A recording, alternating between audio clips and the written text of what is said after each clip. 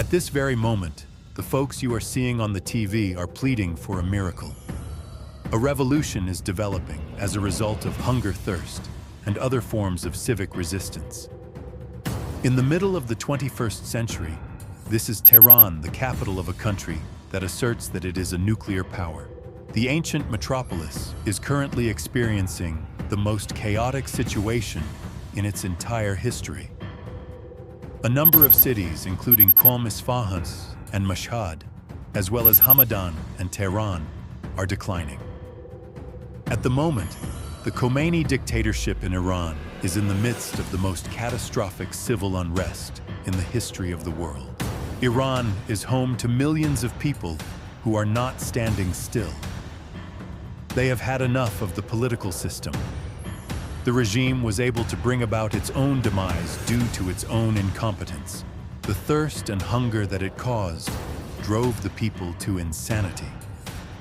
Iran is in the process of transitioning from a nuclear power to a water beggar in the middle of the 21st century. Despite the fact that it poses a threat to the entire world with its missiles, the Iranian dictatorship is unable to supply even a single drop of water to its own people in the capital of Iran. Even more than that, it has begun pleading with its neighbors for water. Free bread is not being offered to anybody in a line. There are millions of Iranians who are squatting down on each other in order to obtain plastic water containers to carry home with them. They are holding cans in their hands. There is no water coming out of the taps. All that can be heard is the sound of air and hopelessness. It was at this precise moment that society began to crumble.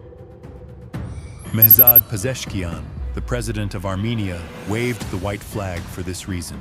On the front lines, Iranian soldiers are only receiving 20 rounds of ammo for every 2 fighters that they are fighting with. Neither the F-35s of Israel nor the aircraft carriers of the United States are the source of concern for the generals in Tehran. The straightforward liquid that flows from the tap, or more accurately, the liquid that no longer flows, is what terrifies them. It is water. As the fighting becomes more intense, the amount of strain that is being placed on the military system is increasing. I am appalled by the information contained in this study. Each of them will be scrutinized in turn. As a result of the serious disruptions that have occurred in the 20-round crisis logistical supply lines, several frontline troops are only receiving 20 rounds of ammunition for every 2 men. On the other hand, the paucity of ammo is just the beginning. It has been claimed that field troops in certain places are operating without access to dependable sources of drinking water or enough supply of food, with no food, water, or weapons in sight. The men of a million-strong army are being destroyed by hunger, dehydration, and a lack of ammunition on the 12th day of the conflict. The fight has been going on for 12 days. It is physically impossible for an army to sustain its devotion under these conditions. It is physically impossible. Iran and its military are currently dealing with the most serious water crisis in the history of modern times. At this moment, the water level in the dams that supply Tehran has dropped below the critical threshold of 6%. Take this into consideration. In the case that a war breaks out, the elite Revolutionary Guard Corps, which has 190,000 men, and the regular army, which has 350,000 soldiers, will require a great deal more than the ammunition that they carry with them, since they will be dispatched to the front lines. However, the Iranian military does not have sufficient water at its disposal, which means that it is currently facing a significant zero-day vulnerability. The next step is to put this water insolvency scenario into the context of a military combat scenario. Let's say that the situation becomes extremely serious and a heated conflict starts. How much water does a soldier require on a daily basis while they are moving around on the modern battlefield with 30 to 40 kilograms of equipment, coping with stress and expending physical effort? According to the regulations of the North Atlantic Treaty Organization and the temperature data of the Middle East, A soldier needs an average of 15 to 20 liters of water per day for the purposes of hydration, sanitation, food preparation, and the prevention of disease. Water is necessary not only for consumption, but also for the operation of cooling systems, the upkeep of vehicles, and the fulfillment of medical requirements. Please take into consideration Iran's Revolutionary Guard Force, which has 190,000 members, as well as the Artesh Regular Army, which has 350,000 members. It is more than 500,000 people working there. The amount of water that this enormous force needs on a daily basis can exceed millions of liters while they are engaged in combat. This water can be provided during times of peace from wells located within barracks or from the supply network of the city. However, during times of conflict, when power plants are destroyed, pumps are turned off, and dams are nearing their capacity. Where will you obtain this water war of attrition is the ideology that underpins Iran's military philosophy. To put it another way, it is designed to wear down the adversary over an extended period of time by strangling them in their own difficult terrain. In the event that a war breaks out and the electrical grid is hit by cyber assaults or missiles, what happens to the water supply in a country that is undergoing a water bankruptcy? Pumps come to a halt. The wells eventually stop working. It is necessary to put a stop to water treatment plants. To put it another way, Iran's current water supplies do not permit the country to maintain a war for an extended period of time. The Iranian military will be compelled to use thousands of tankers in order to bring water to front lines and sites that are currently devoid of water. Transporting water to a front that does not have water is one of the most challenging operations in the history of the world from a logistical standpoint. This increased the load of operations by a factor of 2 or even 3. In addition to the convoys of trucks delivering ammo and fuel, you will need to add thousands of water tankers. Tankers are the most vulnerable targets for drones and airstrikes, since they are the easiest, most strategic, slowest, and most vulnerable targets. Because of the destruction of a tanker, a battalion of soldiers will be prevented from performing their duties within the next 24 hours. Limits imposed by biology are unequivocal. Neither hunger nor thirst can be compared to them. Dehydration is something that the human body can only tolerate for a few days at a time. However, it loses its potency in combat within a matter of hours.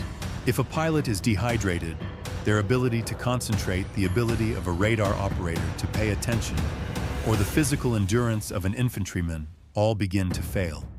Every single soldier, regardless of how dedicated they are or how well trained they are, is incapable of enduring dehydration for more than 3 days. After a period of 72 hours, the kidneys begin to fail, cognitive functions begin to deteriorate, and the army is rendered incapable of fighting. There is a possibility that the Iranian army will have to face the wrath of its own geography on its own territory. The targeting of these depleting dams and water infrastructure is an even more frightening scenario than the one described above. Dams are considered strategic assets when operational conditions are normal. Nevertheless, Iran's dams have turned into a problem in recent years. In the event that they are full and are struck, they will result in a catastrophic deluge. On the other hand, if, as is the case at the moment, the majority of them are either empty or full of silt, and if they are struck by a power loss or rendered inoperable, then even that last bit of dirty water will become unusable. A decrease in water levels has already resulted in a 50% reduction in Iran's hydroelectric generation. It is possible that the collapse of the energy grid will also result in the shutdown of water treatment plants in the case of a war.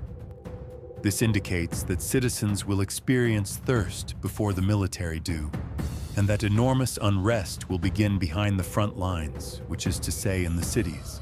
It is impossible for an army to fight on the front lines when it is accompanied by a population that is defiant and thirsty.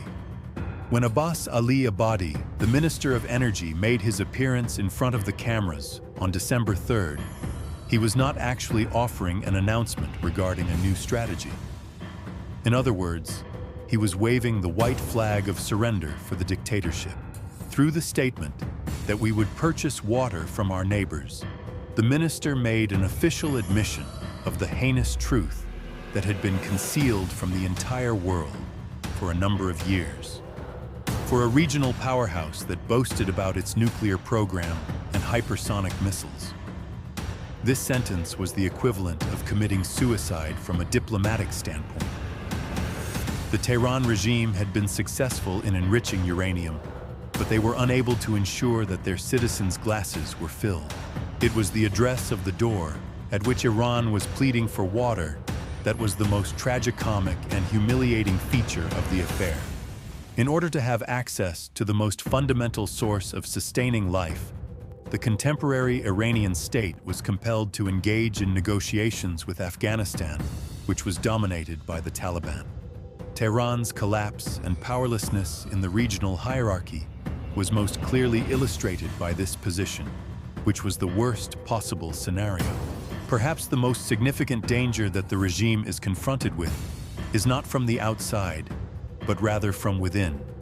Iranian officials are reportedly having discussions behind closed doors about the possibility of evacuating particular neighborhoods of Tehran, as reported by the Institute for the Study of War. If a city with a population of 15 million people is forced to evacuate because the water supply has run out, what does this mean? This would be a problem that has never been seen before in contemporary history, both in terms of logistics and humanitarian aid. How are you going to transport them? Other cities such as Isfahan, Yazd, and Kerman are already experiencing difficulties as a result of the drought. This circumstance contributes to the widespread belief among the populace that the regime is incapable of effectively managing the country. It is not the rockets that will wipe us off, according to the people. Rather, it is your incompetence. The water riots that started in Khuzestan province in recent years were truly a glimpse into the future we are about to see. People smashed water lines and stormed government buildings in an act of defiance. Revolutionary Guards, also known as the IRGC, will be faced with a terrible predicament in the event of a potential war. To begin, they are obligated to engage in combat with the adversary at the border. As a result of thirst, millions of Iranians are spilling out into the streets, and they need to exert control over this situation. When it comes to military strategy, the division of security forces is considered a nightmare scenario. You have the option of allocating your resources to either the foreign adversary or the internal rebellion. When the Iranian government continues to be unable to find a solution to the water situation, it is essentially detonating its own internal time bomb a little bit further with each passing day. The fragility of the system is demonstrated by the warnings issued by President Masoud Pezeshkian. However, there is no way out of this problem, mainly due to the fact that the solution requires significant changes, a total shift in agriculture policy, and the removal of some of those enormous dams. The interests of the Islamic Revolutionary Guard Corps, IRGC, and the local aristocracy who generate money from water are against this.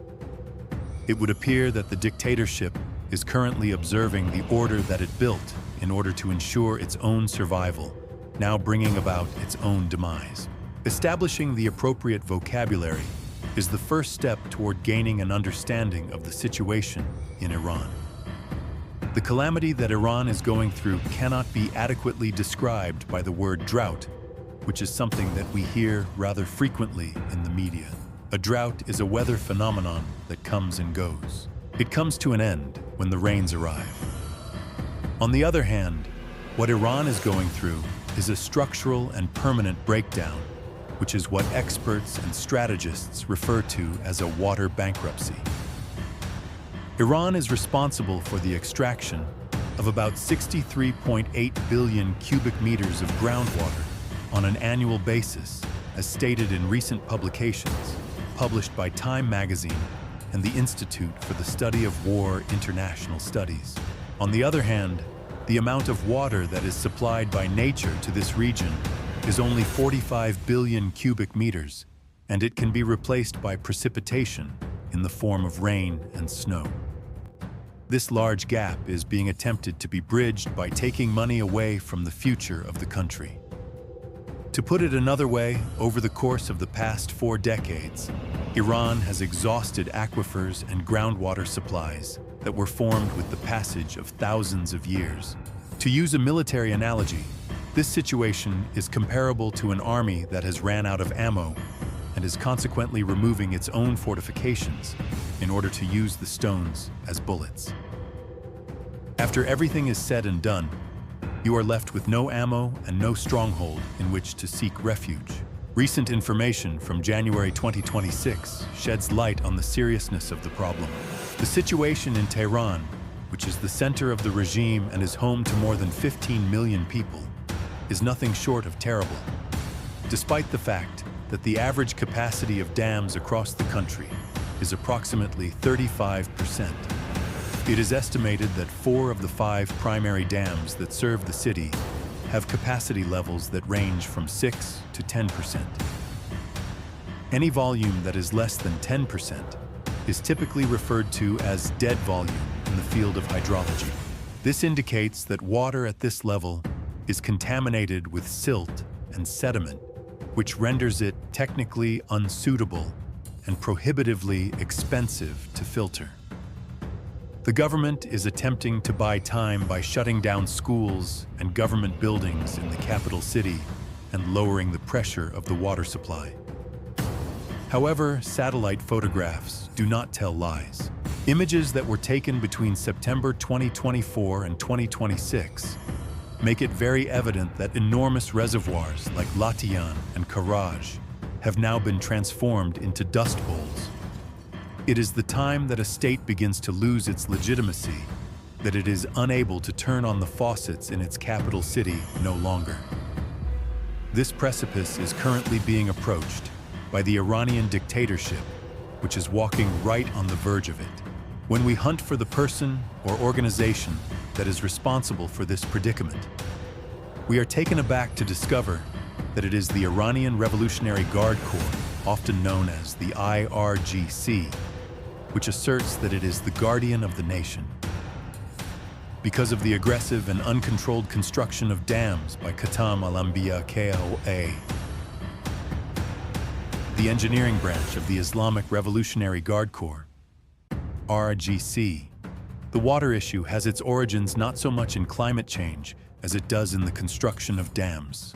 Over the course of the past 3 decades, Iran has constructed more than 600 dams. With either no environmental impact reports or with phony reports, the vast majority of these dams were constructed with the intention of generating money for businesses that are associated with the Islamic Revolutionary Guard Corps, IRGC. The catastrophe that occurred at the Gotvan Dam is the most spectacular and heartbreaking illustration of these schemes. The gigantic dam that was built on the Karun River was built on top of the Gaksharan Formation, which is a huge salt dome. This was done in spite of all the warnings that were given by geologists and construction experts. What transpired was a total and utter catastrophe.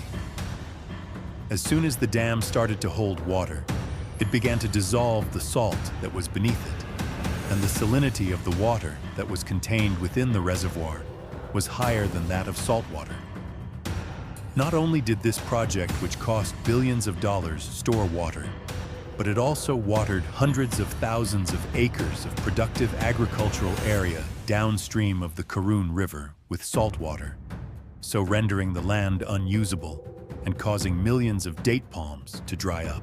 Such a situation is referred to as self-inflicted suicide by Iranian experts. However, the Islamic Revolutionary Guard Corps, IRGC, has smothered its own land with concrete and poisoned it with salt, despite the fact that it professes to safeguard the country from external adversaries. If we were to refer to the current water crisis in Iran as a natural tragedy, we would be attempting to cover up these engineering crimes. Destruction of the environment is being done on purpose. The lack of available water has been the most potent catalyst for societal upheaval throughout the course of human history. People are able to survive without free will, but they are unable to survive without water.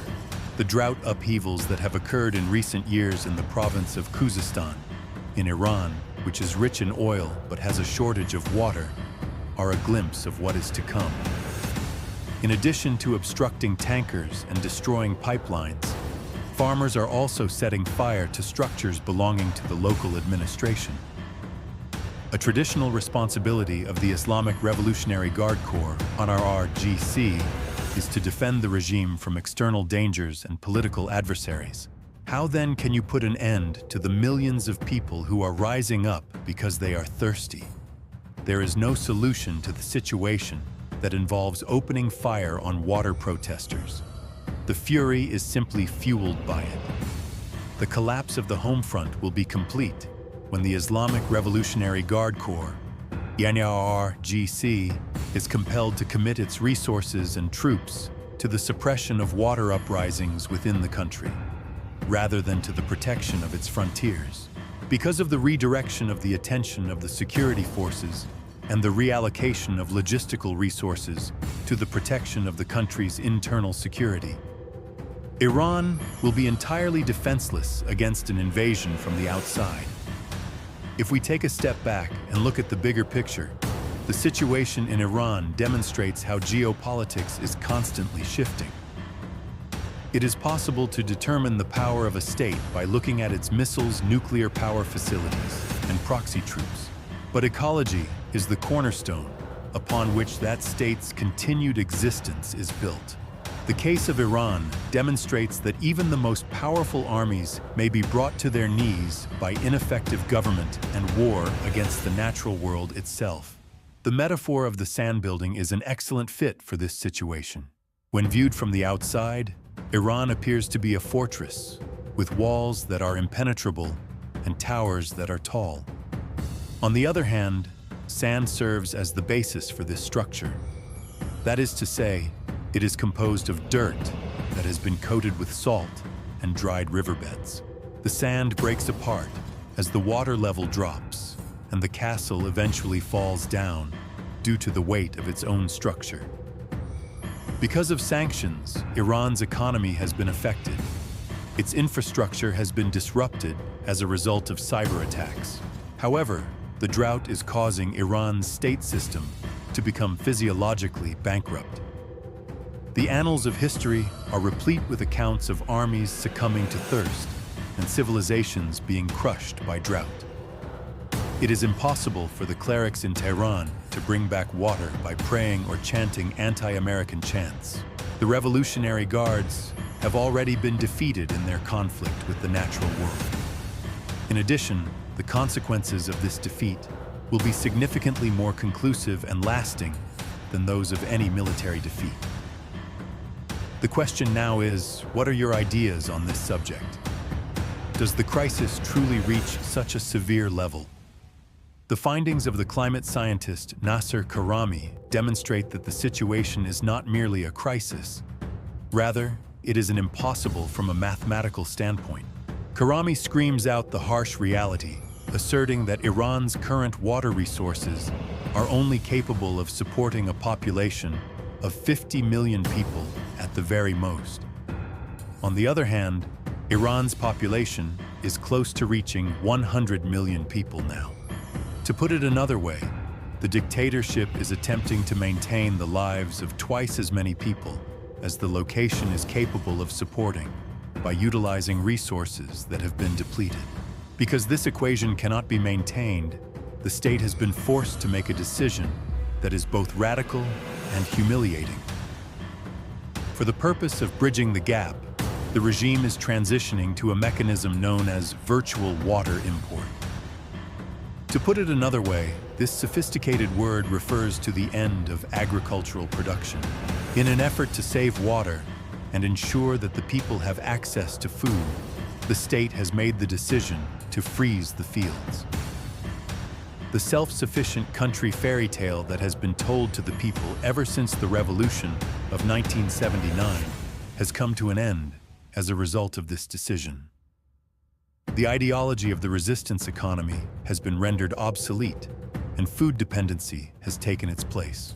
All of Iran's food security is currently in the hands of suppliers from other countries. The reason for this is that a state that is forced to import water has in effect started to give up some of its sovereignty piece before peace. This marks the end of the self-sufficient country doctrine as it was previously practiced. Since the lake has evaporated, the people's worst dread has started to unfold. Every gust of wind caused by the remaining 10 billion tons of poisonous salt causes millions of individuals to have their lungs filled with the substance much like a salt tsunami. In both Tabriz and Urmia, the prevalence of respiratory disorders and cancer has skyrocketed. People are destined to spend their lives in a gas chamber that is not apparent to them. However, the horror film does not come to an end there. When there is no more water available, the law of the jungle will take effect. On the streets of Tehran, a water mafia has emerged and begun operating.